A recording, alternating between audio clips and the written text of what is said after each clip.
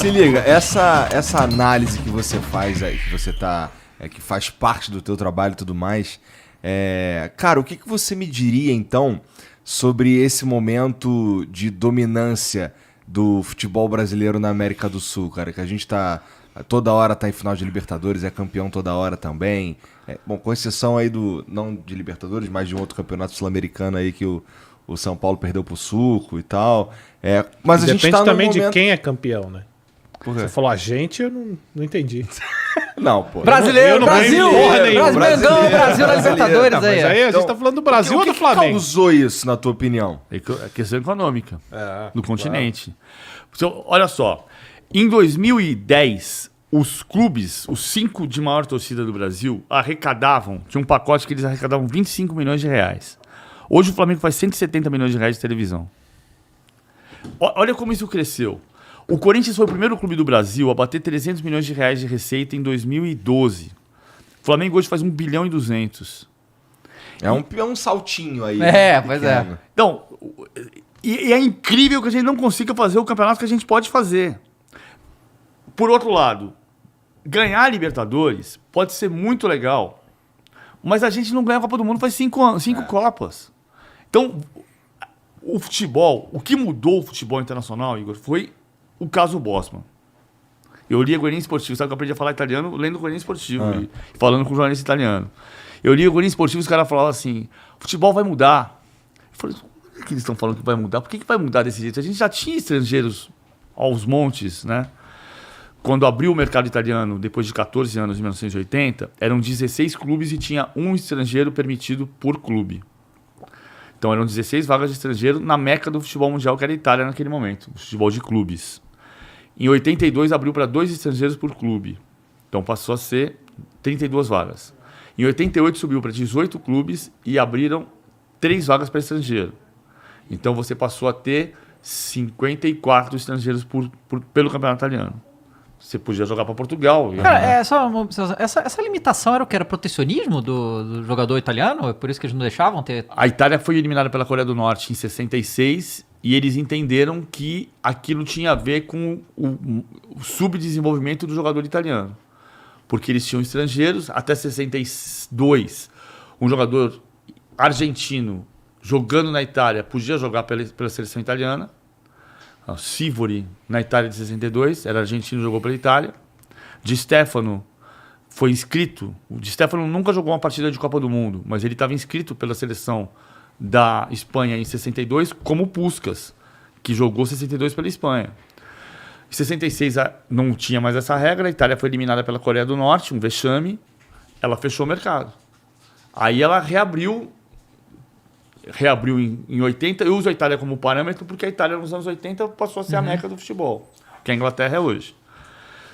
80, 16 vagas para estrangeiro, 88, 54 vagas para estrangeiro. Quando em 95 o Bosman, Jean-Marc Bosman, jogador belga, que jogava no Dunkerque, jogava no Liège, que jogava no Dunkerque da França, e ele foi impedido porque ele tinha contrato, ele entrou na Corte Europeia e ele ganhou o direito de, ao final do contrato, como qualquer trabalhador, o contrato acabou, ele não tinha mais vínculo com o clube, mas a grande decisão da Corte Europeia foi dizer o jogador de futebol é um trabalhador, como um arquiteto, como um engenheiro, como um médico, como um advogado, como um jornalista.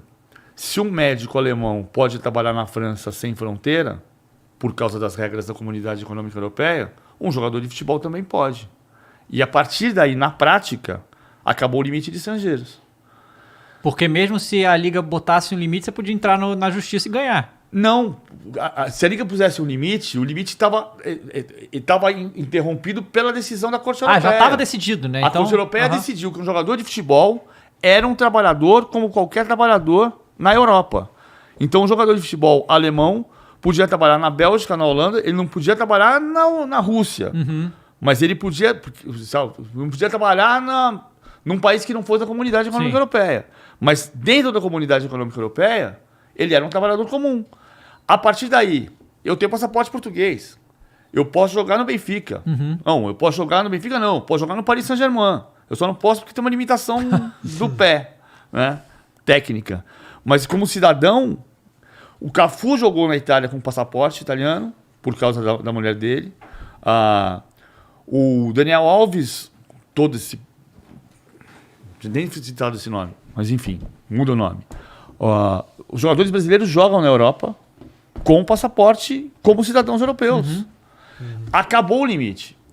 Em 99 foi o primeiro clube da história que jogou uma partida com 11 estrangeiros no campeonato inglês. No mundo, mas o Chelsea tinha, vamos ver se eu lembro. Eu lembro que eu escrevi ontem. De Goey, goleiro holandês. Ferrer, lateral direito espanhol, que jogou no Barcelona.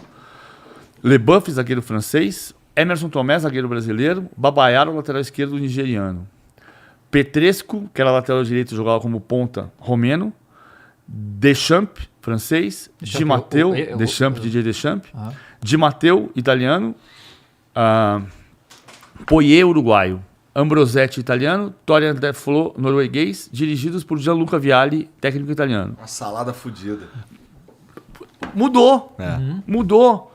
E aí a gente passou a exportar jogadores num volume muito maior. E a gente passou a ter no Brasil e na América do Sul os jogadores que eles não querem. Porque no momento que eles fizerem assim, o cara vai embora. Não adianta ganhar Libertadores e achar que a gente tem o domínio da região. É igual ser campeão sergipano em 83. Entendeu? Assim, a gente precisa deixar... O Brasil é o único país da região que tem condição de sair da periferia do mundo. E a grande competição da América do Sul precisa ser o Campeonato Brasileiro. Pode ser a Libertadores, vai ser sempre fundamental jogar a Libertadores. Mas o grande campeonato do potencial econômico é o Campeonato Brasileiro. A gente precisa parar de brincar. E se no Brasil... Porque eu sou totalmente a favor disso também, porque eu acho que fortalece o campeonato você liberar a questão de estrangeiros. Você acha que o Brasil ficaria mais forte se liberasse Eu sou contra. Eu sou contra a liberação nesse cenário de hoje. Tá. Eu sou a favor de Pedro Rocha, eu sou a favor de Dario Pereira, eu sou a favor de Gustavo Gomes, eu sou a favor de De Arrascaeta, eu sou a favor de Doval. Mas você liberar 7 estrangeiros não significa ter mais Lionel Messi aqui.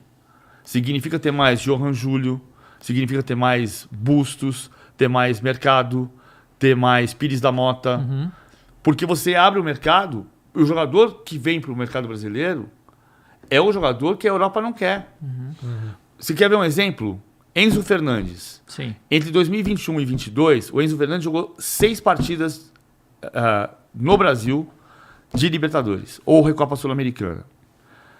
Teve gente que viu, o Flamengo se interessou, o São Paulo cogitou, os empresários dele disseram, não, Europa. O Enzo Fernandes foi vendido para o Benfica por 10 milhões de euros em julho do ano passado e foi vendido pelo Benfica para o Chelsea por 121 milhões de euros agora em janeiro. E o Benfica tem esse histórico. Ele faz isso com vários clubes brasileiros. Vários. O último que levou foi o João Vitor, do Corinthians. E o cara quer ir para Portugal e não quer vir para o Brasil. E essa relação Portugal-Brasil não pode mudar? Pode. Com conhecimento, com estrutura, com organização. A gente não pode ser a gente não pode sair de uma Copa do Mundo com um jogador de Libertadores fazendo gol, que foi o De Arrascaeta, e 3 jogadores de Campeonato Croata. Você é louco, né? Livaja, Orsic e Bruno Petkovic, que fez o gol no Alisson. Você vai falar que o campeonato croata é mais forte do que o campeonato brasileiro, né? Não é nem isso. Assim, eu sei que tem uma hipérbole aqui, né? Tem um exagero, mas... Mas é real. Teve mais jogadores do campeonato croata Sim. fazendo gol do que do nosso. Do que da Libertadores. Cara,